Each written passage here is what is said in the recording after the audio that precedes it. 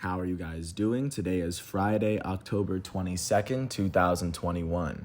I'm James Sims, and for this episode of The Elite, I'm going to review the Elite matchups that took place yesterday on Thursday, October 21st. And of course, I'm going to preview everything that's going on today as we navigate the world of sports one day at a time. Taking a snapshot of where we are, there are still 4 teams left competing in the MLB.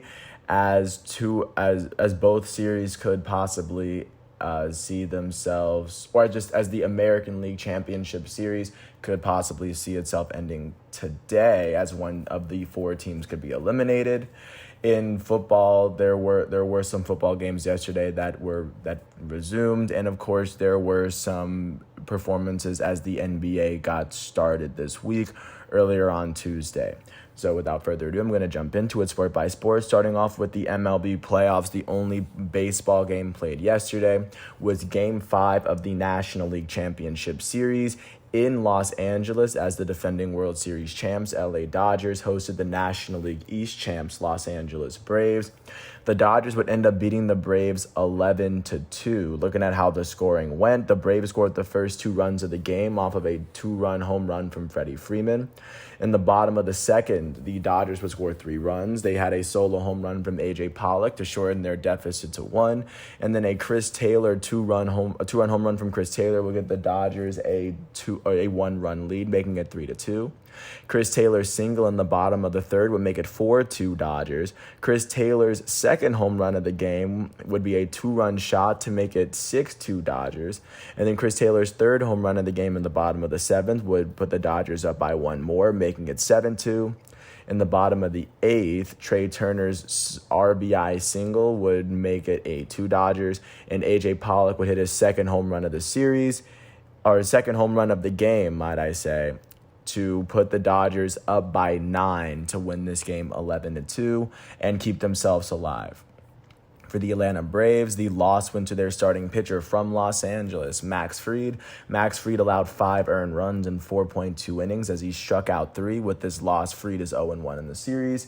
In the Braves batting lineup, their second baseman, Eddie Rosario, went 2 for 4. Their elite first baseman, reigning National League MVP, Freddie Freeman, went 1 for 4 with 2 RBIs and a run as he hit his second home run of the series. For the defending champs, the start was given to Joe Kelly. He would pitch .2 innings as he allowed 2 earned runs. He would get replaced. The win would go to the Dodgers' first relief pitcher, Evan Phillips, who finished out the first and pitched the entire second. He allowed no earned runs in that span, striking out 3, and with this win, he's 1-0 in the series. In the Dodgers batting lineup, their all-star second baseman, Trey Turner, went 3 for 4 with an RBI and a run. Trey Turner would go on to have a very solid game for himself. Their left fielder, A.J. Pollock, would go 3 for 5 with 4 RBIs and 3 runs as he hit 2 home runs. Their future Hall of Fame first baseman, Albert Pujols, went 2 for 4 with 2 runs. Their third baseman, Chris Taylor, went 4 for 5 with 6 RBIs and 3 runs. Chris Taylor would hit 3 home runs yesterday. And their elite center fielder, Cody Bellinger, would go 3 for 4. With this win, the Dodgers still trailed the Atlanta Braves 2-3 in this series. One more win for the Braves would mean would punch their ticket to the World Series, and the Dodgers need to win 2 more games without losing in order to make it through. That is what the MLB is looking like, as there are still 4 teams left. Taking a look at what's going on in the other series, Game 6 of the American League Championship Series will take place today at 8:08 on FS1. Luis Garcia is going to make the start for the Houston Astros. Nathan Eovaldi making the start for the Boston Red Sox.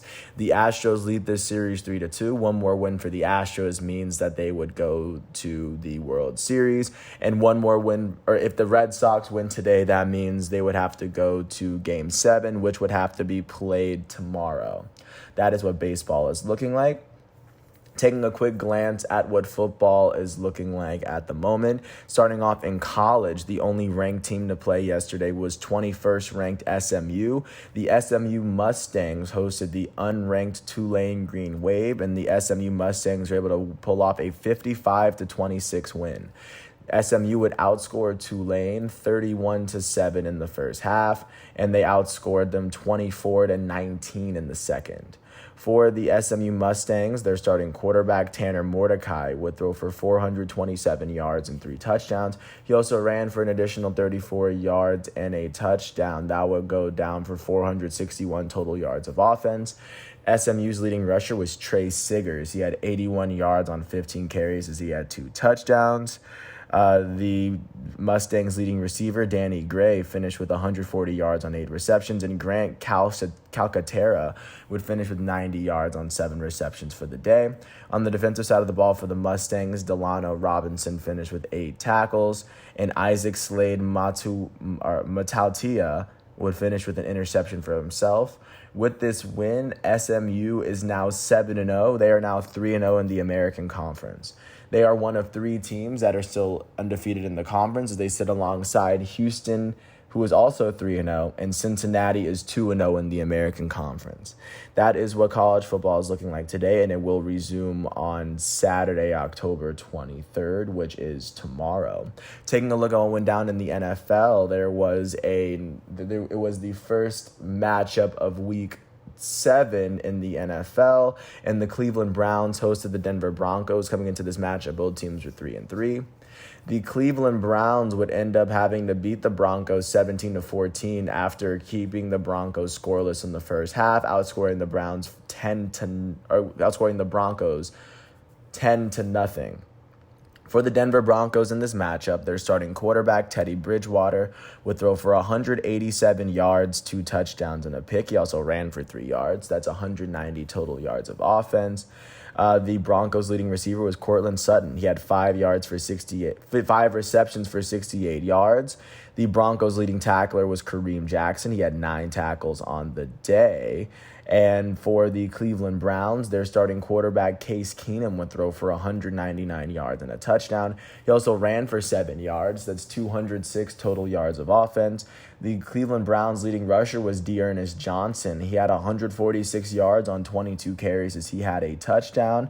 He also had 22 yards through the air on 2 receptions. That would be 168 total yards of offense.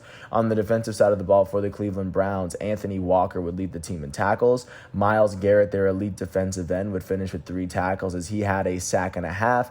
And John Johnson III would finish with 3 tackles and an interception for himself. With this win, the Cleveland Browns are 4-3. At the moment, that is the 3rd best record in the AFC North. And with this loss, the Denver Broncos are now 3-4. That is the worst record in the AFC West at the moment. Taking a look at what's going on in the NBA, starting off in Atlanta. The Atlanta Hawks hosted the Dallas Mavericks, and the Hawks were able to pull off a 113-87 win in prime time.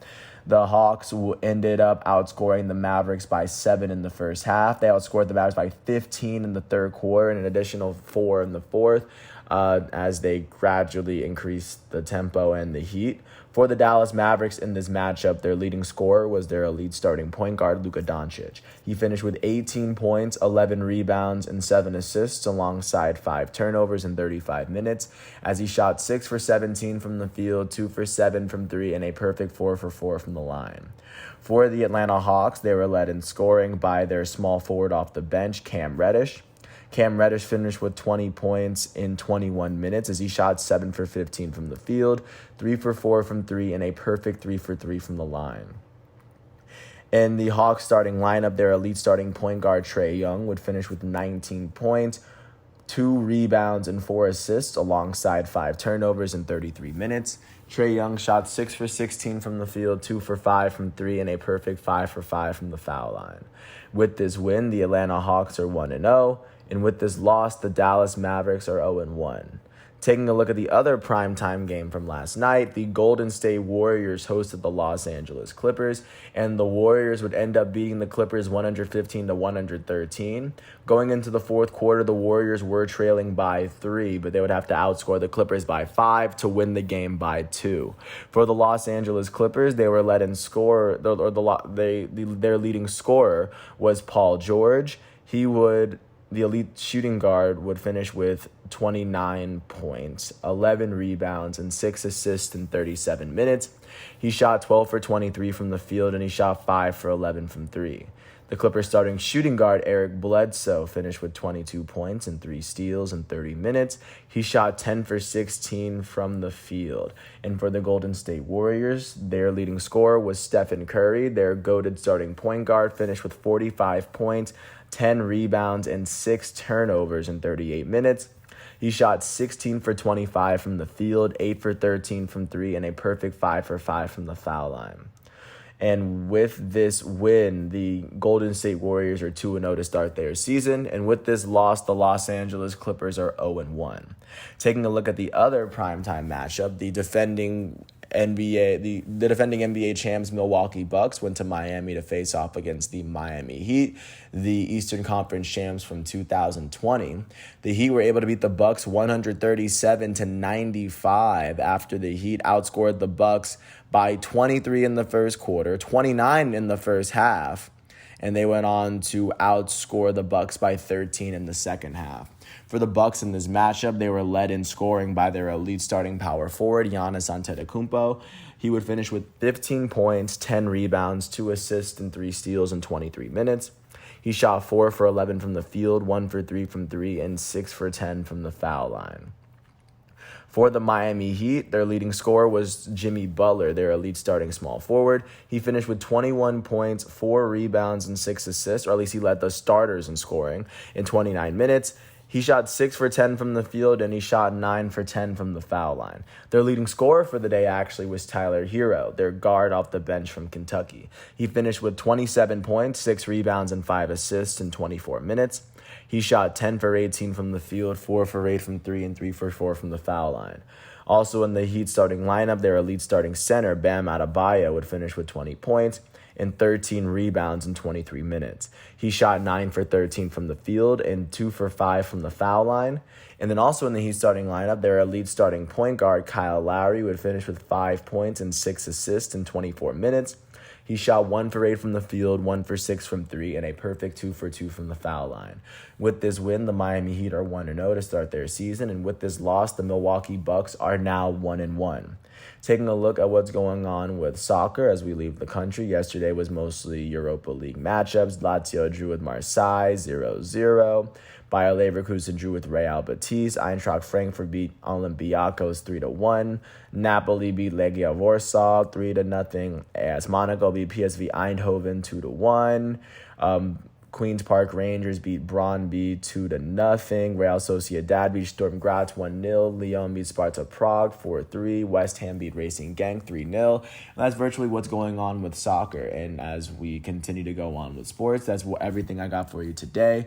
As today is Friday, October 22nd, and once every matchup and exhibition today has been played, I will come back tomorrow on Saturday, October 23rd, for another episode of The Elite.